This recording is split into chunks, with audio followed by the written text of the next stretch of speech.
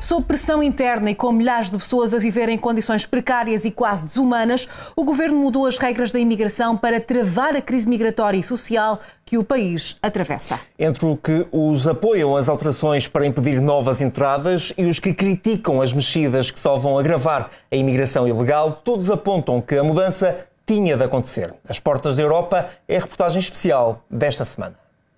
A política de migração ou de imigração que propunha para o país era uma política que simultaneamente não era nem de portas fechadas nem de portas escancaradas.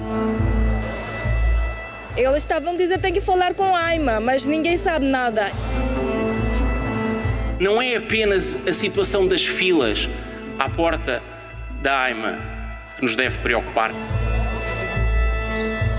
Não há senha. Ele diz que a gente tem que estar aqui às 5 da manhã, mas é impossível com uma bebê eu chegar aqui às 5 da manhã para poder tirar uma senha. Sem cuidar de a entrada ser legal ou regular, e cria uma situação que nós hoje vimos de um limbo indigno para milhares, centenas de milhares de seres humanos. A maior vítima disso tudo acaba sendo o próprio imigrante. Nós entendemos que é preciso regular a imigração para dar dignidade às pessoas. Então agora vão criar um núcleo de polícia dentro da PSP. Vai dar confusão. O problema era urgente. Ganhou uma dimensão incontornável no espaço político, até se tornar impossível de ignorar. A crise migratória e social colocou Portugal na rota do tráfico humano e da exploração dos imigrantes, com milhares em situação precária, vulnerável e sem soluções à vista. O problema agudizou-se com a extinção do CEF e a passagem dos processos burocráticos para a AIMA, a Agência para a Integração, Migrações e Asilo, que em pouco mais de 6 meses acumulou quase 500 mil processos pendentes. São 500 mil vidas em suspenso. Nós temos, por exemplo, caso de imigrante que já morava regularizado aqui há mais anos, há mais de 4 anos, fazendo um tratamento, tem uma criança e tem um adulto fazendo tratamento com hemodiálise, uma criança com um outro tratamento, que se viram os tratamentos serem suspensos porque a documentação não estava atualizada, porque ninguém está conseguindo renovar essa documentação. Nós temos outro caso também que nos chocou bastante, que foi um grupo de 12 caminhonistas demitidos por falta da documentação. Então eram pessoas que já estavam com a vida estruturada, que já trabalhar, os filhos já estudar, a vida normal, a vida funcionando, e de repente se viram também impactados, porque mesmo quem vem de forma regularizada, de tempos em tempos tem que renovar a sua autorização de residência. E esse processo também está parado. Nós recebemos quase que diariamente famílias, mães, pais, na Associação Brasileira, pedindo socorro, porque o filho já está entrando em estado de depressão, porque quer um trabalho, não consegue o trabalho. Mas por que não consegue o trabalho? Porque não tem documento. Hoje, mesmo com essas alterações todas, se você tentar agora, se tivéssemos tempo num programa, botávamos aqui um computador e tentava entrar no AIMA para fazer um registro, você não consegue. Você vai tentar ligar para lá, ninguém te atende. Estão brincando com as pessoas. Acho que as pessoas são marionetes, são brinquedos. Se é um órgão novo que foi criado para melhorar um que não estava bom, tem que ter um call center ali e o telefone tocou, alguém atende. Alexandra Gomide e Ricardo Amaral Pessoa lideram 2 associações que promovem a integração da comunidade brasileira. Conhecem de perto centenas de casos de quem está há meses à espera de uma simples resposta e acompanharam com expectativa o lançamento do Plano de Ação para as Migrações. Em 41 pontos, o Executivo traçou uma estratégia de acesso e fiscalização que, nas palavras do Ministro da Presidência, Leitão Amaro, reflete um governo reformista, mas moderado, assente em 4 pilares: a reorganização institucional, a integração humanista, a imigração regulada e a atração de talento estrangeiro. As novas regras que regulam a entrada e permanência no território entraram imediatamente em vigor depois da promulgação do Presidente da República. A medida mais concreta foi a extinção da manifestação de interesse, que permitia a quem tivesse entrado com visto turístico, mas que estivesse a trabalhar e a descontar para a Segurança Social, solicitar automaticamente a autorização de residência. Entrar no país agora só com contrato de trabalho.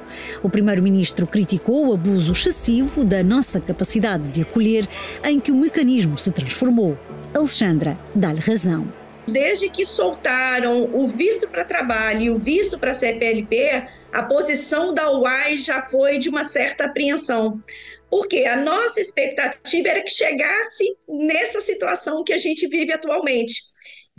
E a nossa intenção é para proteger o imigrante, porque a maior vítima disso tudo acaba sendo o próprio imigrante. Por mais que ele tenha facilidade para vir, não basta só vir. Ele tem que ter condições de viver aqui. Então, assim, quando a gente vê essa nova medida, de certa forma, vai colocar, assim, um freio, né, nessa vinda desenfreada para cá, porque nós temos que pensar o seguinte, segundo a lei do imigrante, o visto de pedido de residência é o que é a regra para a lei do imigrante. E a manifestação de interesse, ela era um estado de exceção. O que acontece é que a manifestação de interesse passou a ser a regra e o visto a exceção. Com isso, não tem país, né, no mundo que comporte, né, esse fluxo do jeito que estava a acontecer. Então, por exemplo, na associação, a gente lida com casos que a gente não lidava. Inclusive, as pessoas que vieram com visto acabaram sendo vítimas também, ficando na mesma situação vulnerável das pessoas que entraram sem visto. Então, a gente olha com muitos bons olhos essa alteração. O programa do governo prevê exceções para os imigrantes da comunidade dos países de língua portuguesa que vão beneficiar de uma via verde no acesso e circulação no país e na Europa. Os vistos CPLP, que começam a expirar no final do mês de junho, vão ser prolongados administrativamente por mais um ano. O governo compromete-se a fiscalizar os meios de subsistência dos imigrantes para travar a fraude. Em troca, os portadores deste visto vão poder ter finalmente acesso a algo há muito tempo desejado: a livre movimentação no espaço Schengen. Ricardo Amaral Pessoa está há 33 anos em Portugal e olha com muita cautela para as novas medidas, até porque acredita que a Europa já travou anteriormente a passagem de cidadãos estrangeiros que usavam Portugal como trampolim de acesso para outros países. Então eu acho que esse tipo de medida deveria ser calçada com uma série de precauções, porque nós temos 9 países membros da CPLP e o número de pessoas existentes nestes países que desejam vir para Portugal, evidentemente porque Portugal é a porta para a Europa e nós sabemos que isso aqui é um celeiro, vem, treina, forma, documenta e as pessoas seguem os seus caminhos. Porque há trabalho, mas o custo de vida subiu de forma exponencial e o salário é baixíssimo. Parte da Europa começou a criar problemas contra Portugal, porque Portugal estava enchendo o seu território de imigrantes, dava para ele uma autorização de residência, ele tem isso aqui como celeiro, olha, eu vou seguir para frente. Espanha, Inglaterra, França, Luxemburgo, etc., porque ele pode, tem documento português. Bom, então, como bloquear isto? Vamos criar um acordo CPLP. Com visões diferentes sobre as políticas anunciadas, ainda assim Alexandra Gomide e Ricardo Amaral Pessoa concordam na urgência de intervir para travar o caos em que se tornou a atuação da AIMA nos processos burocráticos dos imigrantes. Legais, ilegais, recém-chegados ou à procura de revalidar documentos, todos têm esbarrado num serviço ineficaz e paralisado. Vim ajudar a minha irmã para poder tratar uma residência. Mas que eu vinha fazer um agendamento, não há senha, Ele diz que a gente tem que estar aqui às 5 da manhã, mas é impossível com uma bebê eu chegar aqui às 5 da manhã para poder tirar uma senha. É muito injusto. Acho que podiam mais, né, ter mais liberdade das pessoas, né, para poder ajudar, porque isso está um caos. Eu dei entrada no meu título de residência em 10 de outubro de 2023 e já se passaram o tempo de 90 dias e já vai se fazer 8 meses de espera e por telefone a gente não consegue falar e quando a gente vem aqui só dá que está em análise e não sei que espera é essa de análise do processo de residência que se a gente já deu entrada com todos os documentos necessários, já pagou. Por que a dificuldade tão grande em só emitir um documento? Eu estou aqui para resolver uma situação que eu pedi para renovar meu cartão de residência, que não ainda está renovado. Já passou 7 meses, mas ainda não é nada estado. Eu posso saber quando eu fui no AIMA para perguntar qual é o estado do meu cartão. Eles estavam a dizer que tem que falar no IRN, onde eu pedi. E quando eu fui lá no IRN, onde eu pedi, eles estavam a dizer que tem que falar com o AIMA, mas ninguém sabe nada. Isto é uma situação muito complicada para nós. Portugal tem atualmente mais de 1 milhão de imigrantes legais, 10% da sua população. Destes, 182 mil são da União Europeia, 858 mil de outros países. Em 5 anos, o número de imigrantes praticamente duplicou. Em 2018, não chegavam aos 480 mil. Eram 800 mil em 2022. Um ano depois, em 2023, mais 392 mil receberam um título de residência, uma subida de 130% face ao ano anterior, segundo os dados da AIMA. A sua legalização representa um pesadelo administrativo que tem sobrecarregado a agência, abraços com quase 500 mil processos pendentes. Sério que eu tinha que aguardar e mandar e-mail para a AIMA. Eu já mandei 3 e-mails para a AIMA, nunca foi retornado. E adianta de quê mandar e-mail? Ter mais de 400 mil pessoas com processos de regularização por concluir é sinónimo de falta de capacidade, é sinónimo de falta de cuidado, é sinónimo de falta de tal pendor humanista que é dar às pessoas a resposta que elas precisam, nem que seja negativa. Nem que seja negativa. Pior do que não ter uma resposta é viver na incerteza, é viver na intranquilidade. O telefone que a gente não consegue mesmo. O telefone, só um milagre para atender aquele telefone. E agora a gente fica nessa situação, né? Só aguardando. Minha habilitação vai vencer agora. Estou tentando conseguir pegar a residência para dar entrada na minha habilitação. Se vencer, vou ter que voltar para o Brasil para fazer lá novamente, porque não consigo pegar uma residência aqui. O governo promete reforçar a capacidade de resposta nos postos consulares com mais 45 funcionários, com prioridade para o Brasil e países da CPLP, mas que em Nova Delhi e na Índia também deverá ser ampliada. Quer ainda priorizar o reagrupamento familiar, atrair jovens estudantes que vão ter os vistos prolongados para procura de emprego e profissionais qualificados. Eu lamento dizê-lo, não é um ataque a ninguém em especial, mas a agência que hoje existe, a AIMA, não está a funcionar bem e, portanto, nós vamos ter de reestruturar o funcionamento da AIMA.